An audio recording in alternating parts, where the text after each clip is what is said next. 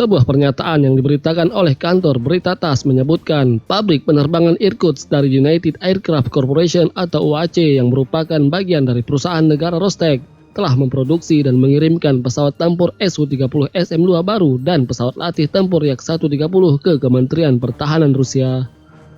Jet tempur versi terbaru ini akan digunakan untuk memperkuat pasukan Rusia untuk bertempur di Ukraina.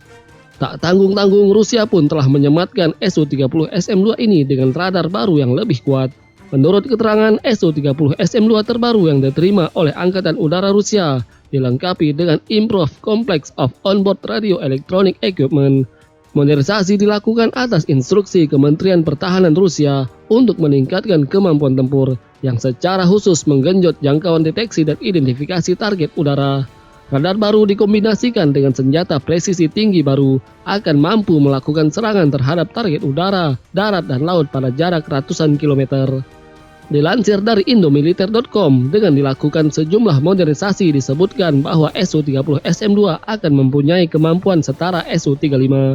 Sukhoi eksperimental desain Bureau dengan Irkut Corporation mengembangkan versi modern dari Sukhoi Su-30 SM Flanker H yang saat ini dioperasikan oleh Angkatan Udara dan Angkatan Laut Rusia. Varian modern yang sebelumnya disebutkan sebagai Su-30 SMD dan sekarang ditunjuk sebagai Su-30 SM-2 memanfaatkan pengalaman operasional yang dipelajari dari kampanye udara di Suriah. Varian baru ini memiliki mesin yang lebih bertenaga, yaitu AL-41F S1, radar Irbis NO-35, avionik yang ditingkatkan, dan senjata lebih modern. Mesin AL-41F S1 dan radar Irbis NO-35 awalnya dikembangkan untuk jet tempur Su-35S. AL-41F S1 yang dipasang pada Su-35 adalah mesin turbofan 2 poros modular dengan kontrol vektor dorong dan kontrol digital terintegrasi. Peningkatan performa mesin dicapai melalui penggunaan kompresor tekanan rendah generasi baru dengan peningkatan aliran udara dan efisiensi, serta turbin baru dengan sistem pendinginan blade yang ditingkatkan.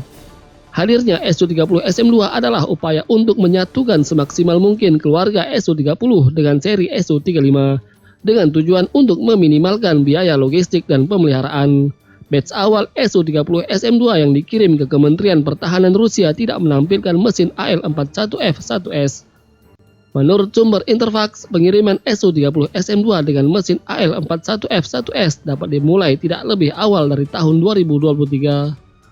Sementara tes penerbangan Su-30 SM yang dimodifikasi dengan mesin AL-41F1S diharapkan selesai pada Desember 2023. Upaya awal difokuskan pada peningkatan muatan senjata dan avionik ke standar dengan penunjukan Su-30 SM-1. Pada tahun 2018, Presiden Rusia Vladimir Putin mencari kemungkinan konvergensi maksimum dari platform Su-30 SM dan Su-35S. Buntutnya diputuskan untuk meningkatkan daya dengan mesin AL-41F1S dan mengganti radar BARS dengan radar Irbis yang jauh lebih kuat. Upgrade itu pun bernama Su-30 SM-2. Dalam kunjungan ke Irkutsk Aviation Plant pada Agustus 2020, Menteri Pertahanan Sergei Shoigu mengatakan bahwa pada akhir tahun, Kemhan Rusia berencana untuk menandatangani kontrak untuk pembangunan 21 unit Su-30 SM-2 dan 25 unit Yak-130. Total biaya pesanan diproyeksikan lebih dari 100 miliar rubel. Pada bulan Juli 2021, sumber di militer Rusia mengatakan kepada Izvestia bahwa Su-30 SM-2 pertama akan memasuki layanan dengan armada Baltik pada akhir tahun. Rusia menggunakan Su-35S dan Su-30SM secara efektif dalam operasi militer khusus di Ukraina. Pesawat beroperasi secara sinkron sebagai paket 2 pesawat untuk menyerang target darat Ukraina dan menghancurkan sistem pertahanan udara Ukraina pada saat yang bersamaan. Umumnya Su-30SM beroperasi sebagai pesawat tempur serangan darat dan Su-35S sebagai pesawat tempur untuk dominasi udara yang menyediakan perlindungan pada Su-30SM.